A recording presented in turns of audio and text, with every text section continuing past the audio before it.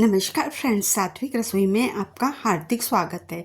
आज हम बनाएंगे कच्चे आम से कैरी से गुड़म्मा। गुड़ और आम को मिलाकर लौंजी, खट्टी मीठी लौंजी जिसे बोला जाता है। इसको आप महीने भर स्टोर भी कर सकते हैं। तो इसके लिए महीने से 2 महीने फ्रिज में स्टोर कर सकते हैं।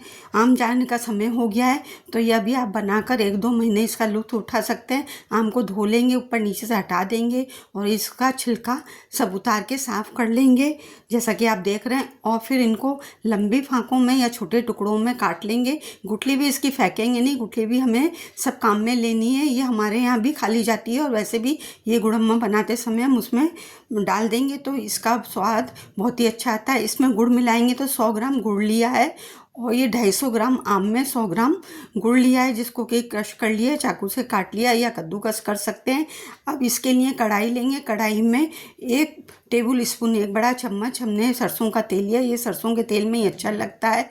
और इसमें अब डालिए कलौंजी जिसे मंगरेला बोला जाता है, 1 छोटी चम्मच। 1 छोटी चम्मच मोटी वाली सौंफ और 1/4 छोटी चम्मच हींग डालिए। इसका हमने तड़का लगाया है।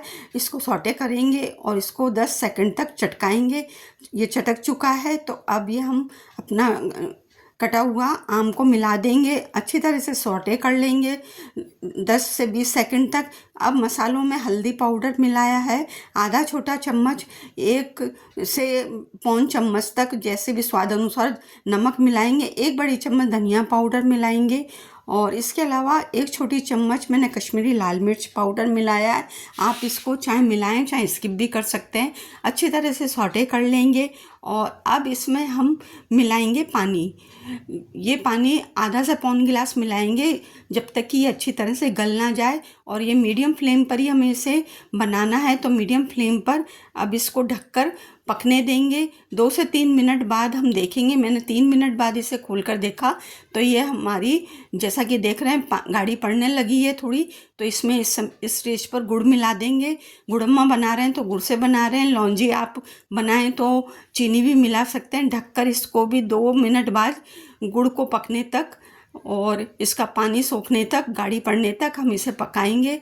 जैसा कि आप देख रहे हैं ये पकनी शुरू हो गई है और पक भी गई है। चारों तरफ से इसने कढ़ाई को छोड़ना भी शुरू कर दिया। इसका मतलब हमारी ये तैयार हो गई है सर्विंग के लिए या स्टोर के लिए। स्टोर करें, 1 से 2 महीने फ्रिज में स्टोर कर सकते हैं। तो सीजन ख़त्म हो रहा है, आप भी बनाएं और 1 से 2 महीने आगे तक इसका लुत्फ़ उठा सकते हैं खट्टी मीठी लौंजी का।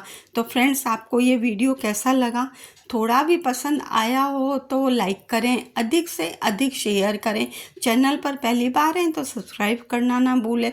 बेल आइकन को हिट करेंगे तो मेरे वीडियो अपलोड करते ही सबसे पहले आपके पास नोटिफिकेशन मिलेगी। जल्दी ही नए वीडियो के साथ फिर मिलते हैं। Thank you, take care, bye bye. घर का बना खाना खाएं, स्वस्थ रहें, मस्त रहें।